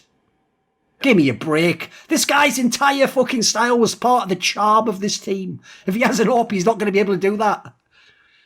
I've been trying to justify that he can probably be a little bit more versatile, but if you just ruin the style of your, like, everybody is so used to playing in the 4v5/5v4 chaos of Furia that when you change your entire style completely and you're playing 5v5 CS, you've just thrown out the years of experience you have over all these other teams that are not used to your hectic style that makes you constantly able to upset literally any team in the world. So, yeah. Okay. Right, come on then, Scrawny. What was your ugly? What was the ugly point you took? This is I think this is a nice transition from what you said, where it's like you've bought your ticket, you've got your popcorn, Duncan, and you want the show to start. Yes. I do too, and that's why I think the ugly is currently online Counter-Strike. The ugly is online CS, because I feel like after the, coming off of Cologne, where we had this glorious return to LAN, everybody was super hyped, felt like the energy of Counter-Strike was back on the internet. Like everybody seemed to watch that. G2 was phenomenal. It felt like there was like this moment of like renaissance or like revitalization. And now we're back in online. And I want to preface this by also saying, like, I completely understand and sympathize with the fact that we are still in a global pandemic, and like there's so much shit to work around, and like we have to have tempered expectations for that reason. Sure. But I unfortunately also fall into the category of people where like now we go back to ESL Pro League, which maybe group stage format is a whole other point. But like we're just back to like, I almost want to say like it feels like a bit of like the monotonous CS. All the results that happened at Cologne, it all means nothing. G2 just bombed out 0-5. Heroic, who weren't good on LAN, they're just back to winning 5-0 as well. Or whatever it may be. It just feels like because we took a step in the the eventual return to where CS should be in a LAN environment, and now we've taken a step back into the other way. It just feels like everything's so wishy-washy. It feels like nothing really matters, because did those LAN events really, other than Na'Vi, who have obviously transitioned that success and have continued with it, they kept themselves up there. I feel like we're like one foot in 2 different worlds at the moment, and it just kind of muddies up Counter-Strike for me. So I just think like online CS right now is sort of ugly just because of this like unknowingness of results. Where are the rosters? Where is the 5th? Why is Geary playing Pro League? Like you know what I mean? Like is that also not a result of online CS, true. or is it? Yeah. It's just, it doesn't feel pure, man. CS just feels dirty in this weird way that on one hand is very understandable, but on the other hand is just very unfortunate. That's why I didn't put this in bad, because I don't think it's not anybody's fault. Maybe, I don't know where the fault falls. I don't know what it is or what the problem is. I just know it just feels ugly, man. Where Counter-Strike is for what feels like the next couple of months. Like, are we on the cusp? Are we finally leaving this weird place? Like, for another couple of months, I don't know where CS is, and I don't really like it. It's difficult to comment on this with like any kind of like way to be positive, like to spin it in any way. It's simply just what it is, and I think that's probably like, so all of this is just, you know, in a way a therapeutic moment where we can just express that it sucks. I like, there's so little that I feel like I could contribute to this. Like, actually, this is a moment where I just don't even know what to contribute. Like, honestly, like, it just is bad. It's just bad. Like, I guess they could, you know, put it like back in the same studio that Cologne was in, but whatever. Like, that's yeah, I agree. I just agree that there's just nothing that feels great about these games of Pro League. Like, I was interested in watching a couple new rosters, but if it seems I already know, I just don't really have the same energy for it. Right, obviously, I mean, I am someone who literally, even when I was being hired by every single big LAN, I did used to even publicly say, I don't give a fuck about any team outside the top 10. And that if you're not in the top 10, you have to actually go to the LAN and prove you're good. And then I'll start researching you. Because I'm an elitist. Like, I only like to watch the best Counter-Strike. And obviously, like, online Counter-Strike anyways, it has, like, you know, I can't fake it. I can't pretend I'm enthusiastic about some of these online tournaments. But that's one of the main reasons, Scrawny. It's the fact that, like, even though it's online, if there had been more consistency of how many teams, like if the top 10 stayed fairly similar and was slight movement, I could sort of get my head around. I could sort of just pretend I don't know the pings then. It's sort of like, but the problem I have is, there's no way this is just about how good the teams are or how good they've been for the last year and a half, because beyond very rare examples, Gambit being one of them, there basically are no teams that for this entire period have come anywhere close to maintaining like a long run of form. Even if, as you're saying, you can go and do something massive in one tournament or two tournaments, there'll suddenly be a third or fourth tournament where you'll just come last place or you'll just lose to literally anyone. Like, for example, if we just saw that LAN, mate, there were maybe two teams at Cologne had a chance to beat fucking Na'Vi. Online, they've just lost to Big, and Big's himself in some trouble. Meanwhile, smashing everyone else, of course. Like, this doesn't even make sense. Like, it doesn't add up. And I have to say that, even though to a fan, the initial thrill of, like, an upset might be cool, if you are someone in the scene and you're trying to, like, build storylines and stuff, it does actually kill the storylines a bit. Like, if you can't say, right, and now let's see how FaZe plays in the play. Oh, no, they're out already. Oh, shit. Oh, but it's okay. If Force is through, who we barely know now because they've changed all the play. Like, you know what I mean? Like, unfortunately, the stories aren't consistent enough. And so it feels like a soap opera where, like, the storylines are just random and things are just, and there's no like clear, like long drawn out plotted thing where it makes sense that this was his arc and it's satisfying, you know. It has lost some of that. And I'll say there's one other thing that I want to talk about actually. One area, a very small area, where I do actually put some of the blame on the top teams. Like, I'm talking about the top 20 teams in the world, and especially the real top 10. I'm talking about back in the day, the EGs and the Mouse Sports, the Fnatic, at least the teams that had the pieces previously to be in that top 10 when it was on LAN. One thing I'll say is this: I think a lot of them were very silly in how they approached the online era, because some of them I can tell, and even from talking to them, they just told me this, some of them really did just think, look, no one knows how long it'll be, but fuck it. How bad can like 2 or 3 months be? Like, as long as we get lands back by the summer, you know, we'll just stick with it. Yep. And I know they didn't put in the work, Mauisnake. They just came online and played the games and then went home and went to sleep. And the reason why I bring this up is because one thing Lurpis actually told me, Tommy, who now works at IGC MIBR, but obviously was like a very well-known figure in Counter-Strike. One point he made in 1.6, this is like over a decade ago, which I thought was genius, is because he was one of the first imports from Europe to go to North America, he found out ages ago, Mauisnake, that when you play an online game, you can lose to a team way below the level you're at. So even though he was on the best NA team, he found, you know what, if you go into an NA open bracket, you could lose to like the 16th best team if you don't watch out. So what he actually did was he came up with an approach, and all I'll say is, it might sound simple, but I think it's genius. What he would do is, until he got to face the real teams, the ones that are actually in like the top of the invite level and have real strats, and he scrim them and they know your game and you watch the until you get to that phase when you're playing the fodder, as it were, he wouldn't play normal EG Counter-Strike. That was the team he was on at the time. What he would do is, since he knew my players are way better than theirs, he would intentionally play like POG Counter-Strike, and he would just call, because he was quite a good caller, he would just call the game and basically make it so that like it was the equivalent of making it a fist fight if you're the best striker in MMA. You know, like, he would just make it so that, like, look, if you can really beat me on, like, Dust 2 with your no-name players and I've got like fucking fraud and nothing, then you know what, I have to tip my hat, God bless you, you get to win this game. But I don't think you're going to most of the time. I think I'm going to actually win that game more often than if I ran a real strat, which you don't even know, so you're not even going to play correctly according to it, and that might actually not work against you. Like, you might make basically like one of those crazy Yekindar peaks when I've been playing Pro CS and no one does that, and I'm like, what the fuck? So as mad as it sounds, I'm not saying as extreme as that, but I do think a lot of these teams, especially ones with really good players, should have had sort of like a mode that they played in when they go, like in these fucking pinnacle cups where they play like the 38th best team in the world, but they don't know that team, and then they end up fucking losing to them. Like, I think the top team should have been a bit smarter. Like, online CS is different, but a lot of I feel like it's almost like they wanted to be martyrs and be like, look, it's not my fault. This would be great if I was on LAN, but like, it's been too long now. So you gotta eventually get some style that works for you. The thing with LANs, and we've kind of talked on the point before on this show, is just that with the storylines also and how they can continue so much better LAN to LAN, because the top 7 teams are probably going to stay the top 7 teams, maybe with one switching in, switching out. Yes. I liken it. It's kind of like what LAN does to people that are playing CS is kind of what just great physical attributes do for athletes, where so many athletes are so much better in terms of conditioning or athleticism than their opponents that they can constantly, like, there's no way like anybody in the NBA could play down to the level of like a college player. Like, he just is so much better than him that he's never going to get upset in any way. And LAN kind of brought that same thing in terms of, but it's a mental thing. It's like their mentality is kind of their physical gift or what they've worked on, whereas an athlete has worked on, their body and conditioning. So that's just a parallel I wanted to draw because we have touched on that before. Yeah. And by the way, here's the good news. Scrawny obviously didn't know this, and now do because they don't know each other's points. But actually, it's a perfect segue because Mauisnake, what was your point?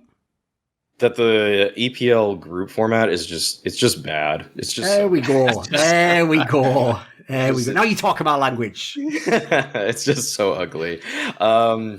Yeah, round robin in groups of 6 with like seeding purposes, it just makes so little sense to me. I think I just can't get behind watching it, because if I do need, an abacus to put together how a team has to beat another team, like, or if I have to go down multiple rungs of the rule set to understand why FaZe didn't make it, exactly. That's just a bad format. That's just because then the way you would do better is you don't play, like, let's say in the 4th day, I know that I'm not supposed to lose any maps because of my map differential. You could just play a crazier style. It'll change how you play the game.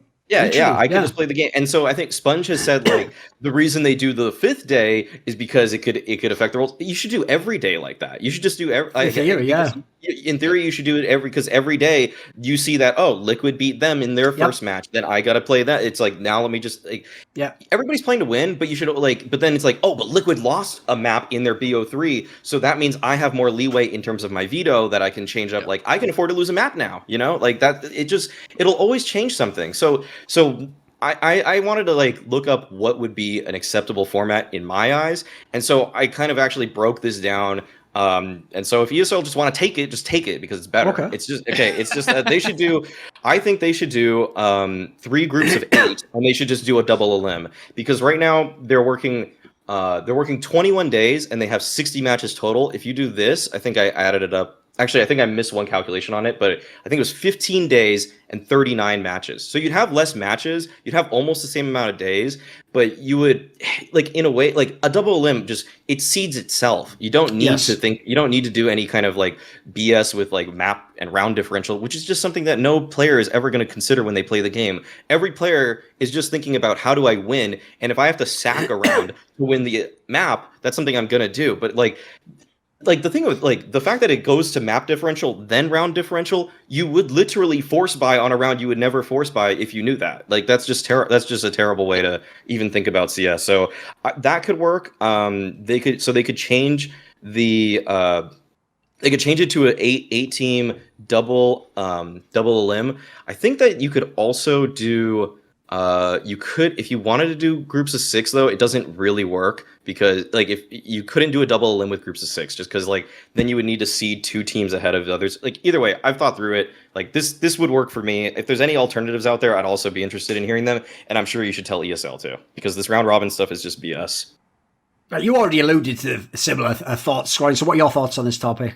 I mean, I like that Maui's bringing in like the solutions at least, right? I don't know what the solution would be. I haven't sat down to like dig through it. So all that sounds good, but I do agree that like it's got to change, man. I remember at one point I was watching the broadcast. This was for Group C when Evil Geniuses were down like 0-4 and all the other teams were like middle of the pack, right? That was like the muddiest one where there were so many possibilities that could all happen. And I remember hearing like, I think it was Jason Kaplan on the desk. He was there with Yanko, and he says something like, "Oh, our whoever's in the background has crunched the numbers, and of all 12,000 possibilities, there are still 9 of which where evil geniuses who are 0-4 can get through the group." I'm thinking to myself, like, why are there 12,000 or it's like 1,200 possibilities? Like, yeah, why is Doctor Strange designing your format ESL? Just ridiculous. Like, and they props to the HLTV guys because like I think like Striker and them too. Like they keep like they are the reasons I ever understand like what's actually going on with Pro League. And I think you got actually an Instagram story today, Duncan, where you were talking about this. Yeah, you were ranting a bit about it, and I thought to myself like, you know, what I hate too is that like.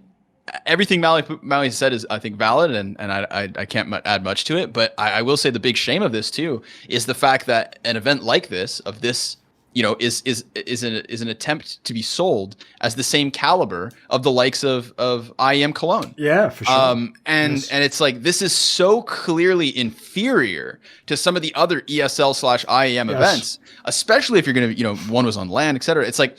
And what I hate too is I'll put Blast under heat for this as well, right? Blast World Final at the end of this year, they gave slots to like other event winners, right? Yes. So the PGL Stockholm Major winner gets directly invited to Blast's event. That's great.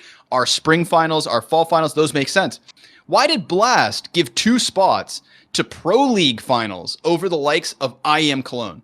Like, are you telling me that Heroic's performance in Pro League Season 13 merits a spot when IEM Cologne's Navi run doesn't?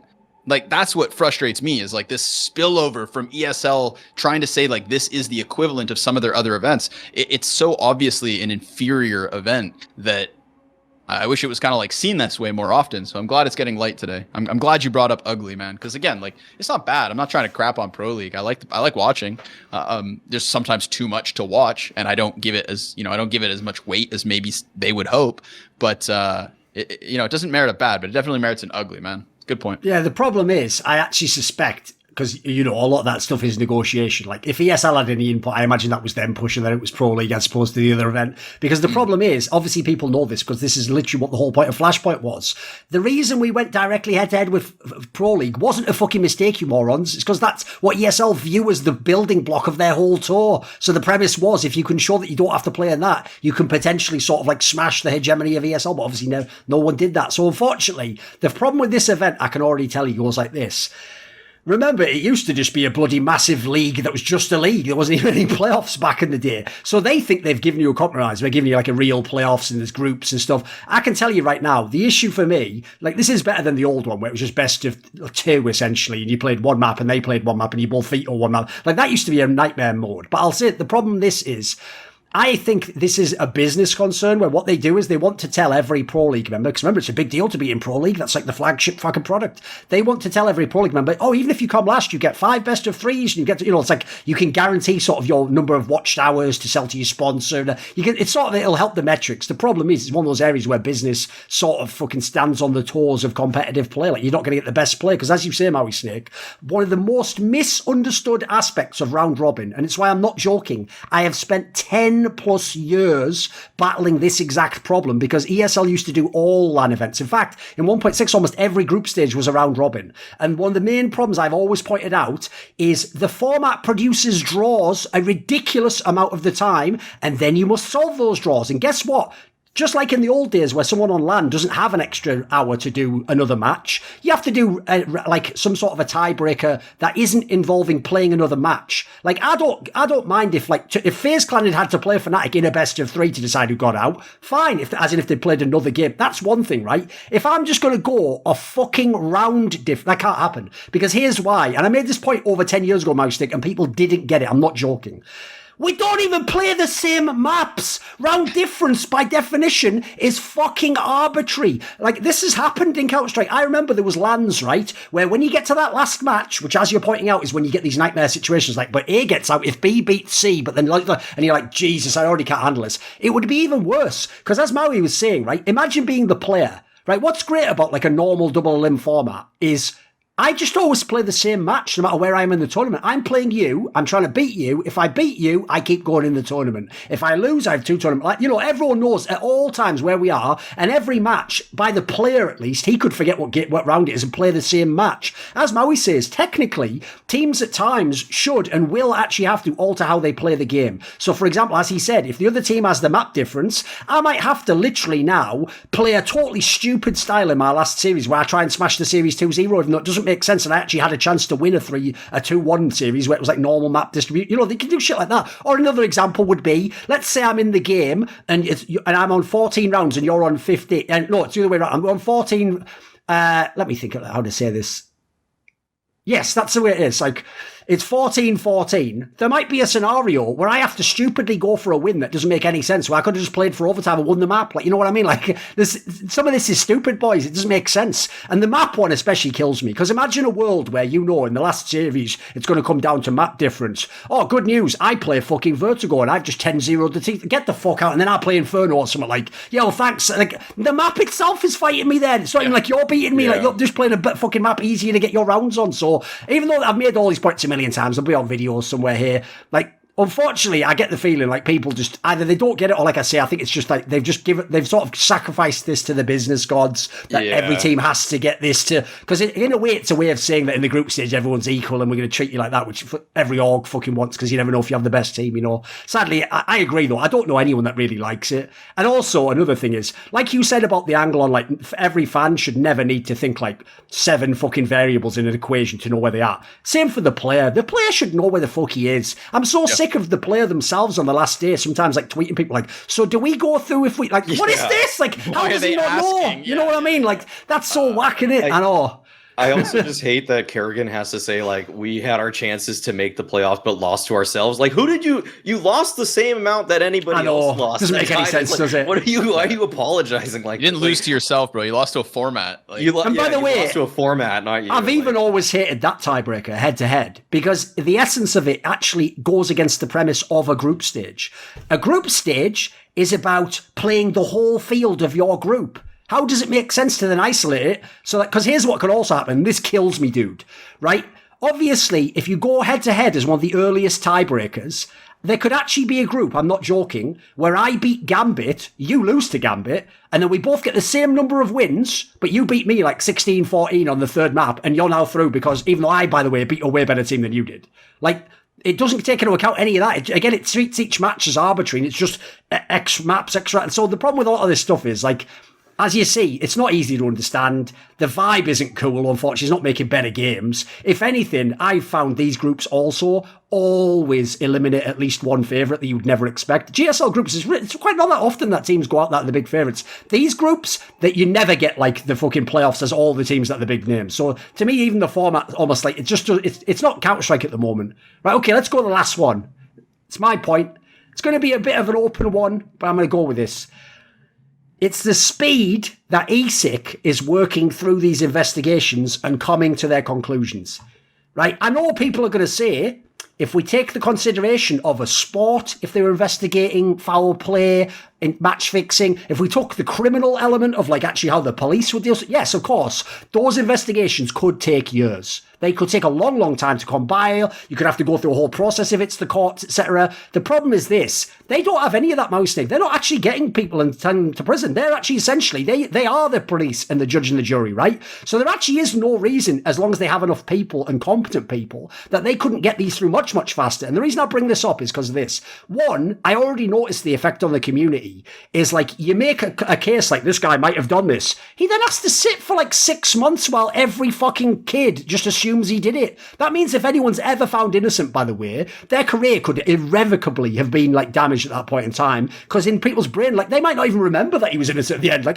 there's been cases like that in the UK, by the way, famously from newspapers that got sued, where, you know, they might have said like a guy was like fucking messing with kids or something, and then it found out like like 2 years later, like that was just made up. It's like, he had to go through 2 years of everyone saying that, like, and spreading that far and wide. So my problem is this, right, is when they do this approach, I feel as though in Counter-Strike specifically, it moves at a different pace than linear time elsewhere in sports and business. Like 3 months in Counter-Strike, dude, that can be an entire roster change. That can be your entire peak. So the problem is this. If we can't get these investigations done quickly, we're also going to end up in scenarios in the future, which are going to be a nightmare, where people who do get found as being cheaters and people who've corruptly done stuff will just get 6 months more to do it, potentially. Like, they can do a lot of damage on the way out the door if they suspect they're going to be caught. Like, basically, I know it's tough to do, but I almost feel like this is why something has to change about ESIC. Like, the current way it's going at the moment, it's better than nothing, I'll give you that.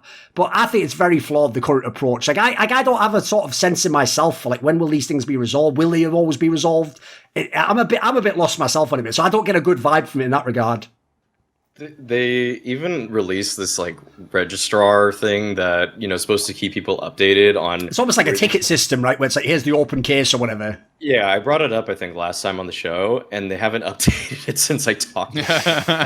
Like, what is the point? What is the point with this? Like, I get they're undermanned or understaffed or underfunded, yeah, of course. Whatever it is. Like, but yeah, it's just like the time frame with which they do things just changes people's lives way too drastically, and I can't get behind the lack. I think there was one incident where I think the ESIC, maybe it was the commissioner or something, said something like, he clapped back at somebody on Twitter because they said like, oh, why is he just coming up with things on the fly like that? And he said, that's my job. Like, things are judged on the fly, like without express written rules all the time, right. Or explicit. And I was kind of like, okay, that is like what I want actually more of. Hand out a punishment that you see as fit based off of the evidence you have. If things come up later, then you could retract it or you could change it, but just like hand something like, you know, solve a case if you could solve a case every time within 2 weeks, I think everybody would just be so much happier. Yes, absolutely. Because like oh my God, the NA match fixing is still being talked about. It's still going. It's so unbelievable. Like, people, like, in the other direction, like, I bet people have created careers in Valorant and fan bases that'll last forever, and they might have been cheating. Like, they might have been match fixing. Could be.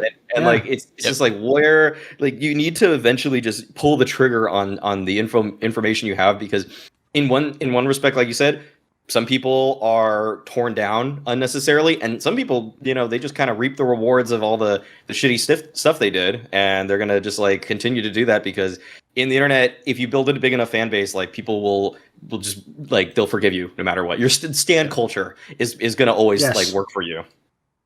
I'd say that's the big one, man. The NA match fix. The point you just made, Mau, is like that's the problem I have with the pacing of ESIC. In my brain, the analogy is like, you know, ESIC's holding the loaded gun. They've got these 30 NA players held hostage right in front of them, and now for the last 6 months, those guys have just been like slowly backing up into the woods of Valorant. And now they're gone. Like, you're like, what is catching them if this ever finally comes up? Like, what is it going to achieve? Is it going to stop them from being, you know, I don't know the names, but like maybe if people are like on big enough organizations where the orgs don't want to let that kind of thing fly, then like the orgs will hold them accountable. But if you're just going to try to use like, you know, the judge and jury of the public, I think you're not going to get results now, at least for the NA match fixing case. Fuck, I've actually realised I could have done a way better point for either my bad or my ugly. I should have actually gone with this, so I'll just give you it as a bonus now. Here's what I should have gone with, because this is the first reaction I had to this recent 100 case, and I'm amazed everyone else didn't see this. Like, they were all focused on the fact that he did a bad thing and he lied. The big thing that really startled me about this, look, I'm already someone who doesn't really believe in fucking teams like Astralis as like a legit org. I already think they've done loads of shit. Even I didn't expect this, that both of these orgs, Heroic and Astralis, no joke, it's almost literally like they said this, but this is just the gist of what they essentially said. They were like, oh, you cheated against someone else, right?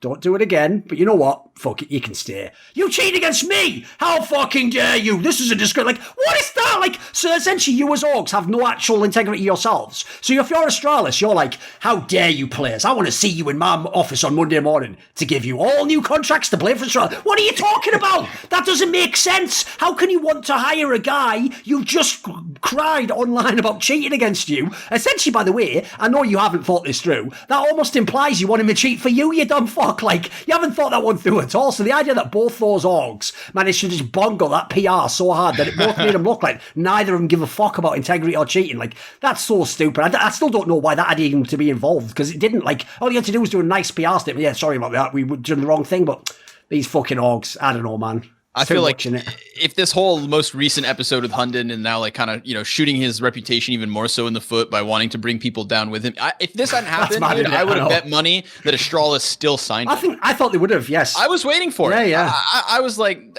you know, it happened over there. It's not going to happen over here. There's even a world, dude, I'm not joking. Like, I think he's fucked it now. There's also a world where teams might have even been Astralis, also might have hired him and just not put him on the books, you know, had him like secretly behind the scenes. Like what Heroic did while he was banned. Just like, oh, he's in the other room, so he's not a coach, but yeah, 100%, man. Also, the whole fucking Hunden thing, it's like, at this point in time, you just wait until like Hunden's like, and here's a secret that a girl told me when she was 4 and said, don't tell anyone. Like, fuck it, mate, you've just got nothing left, no standards whatsoever. Like, just keep going, innit? I know. I saw a TV2 article today come out of, I mean, to kind of, if it's bonus points, man, that implicated Tesses, actually. Hunden expected that, you know, when he said that some of the players knew about it, that they would come forward, and he said that now that they haven't come forward on their own, he's just getting sick of having to take the blame himself, and he has provided TV2 evidence of a conversation with Nico, Danish Nico, right? That makes it seem like Nico is admitting that all the players were aware, and additionally, he showed a server log that, you know how like the coaching bug function where like a player had to be in a position and the coach would take that spot. Well, Tesses joined the server before the game with Hunden, and then left. And that therefore left the camera position in that spot. Right. So how would Hunden have gotten there without Tesses? Why would Tesses have been in had it not occurred like that? I haven't seen this translated in English anywhere, and it feels like Pimp is done being a journalist. But this one came out today on the 3rd, so that's messed up. You know, and again, like, so what's the move here? You know, Heroic are in the playoffs of Pro League. Like, if the conversation's around like ESIC and taking action and like, you know, we kind of need a decision because playoffs are coming up. Like, are these players going to be penalized? Is the event going to play out before they're penalized? Will it be held off until, like, you know, does ESIC make this conscious decision to kind of let the event go and then step in? Yeah, exactly. It's all crazy, man. Yeah. It's a lot of power and like, I don't know. I wouldn't want to be ESIC. I have to admit that much. I really wouldn't want to have to be in that position. That was wrap it there. Do you have a final point, Maui? Oh, well, just basically, I kind of just wish like ESL and Astralis in general, or I don't know, whoever, just read a little bit of Kant or something at some point in your life, you know, just like understand the means to the end for all the things you guys are doing, for like, just consider it. Just consider like the means through which you guys go through everything you do. That's all. This video was kindly supported by Kris with a K, Lager15, Matt Pugnatio Rajcula, Shenlong, Travis Goff, Wisetown, Zachary Carter, Zack Schmidt, Adam Ochs, Alexander Rao, Animosity, Butt Pounder 420, Kris, ErikHillestad, Hades, Jdubs, Jensen Goh, John Shelton, Joseph Ginsburg, Kovacevicd, Tobias Bernasconi, Zoomba, Zyrathenia, and a special thanks goes out to both Jerky's Minion and Joshua Gardner. Would you like to suggest a topic or a guest for my content? Maybe you want to ask one of those questions for my video AMA. Do you want teasers? Find out who the guests are for my upcoming shows. Maybe you even want to be a nerd having a long 2 or 3 hour discussion with me about anything on one of those video discussions. Well, if so, put your money where your mouth is. Join the Skrilluminati today via the Patreon link in the description box below.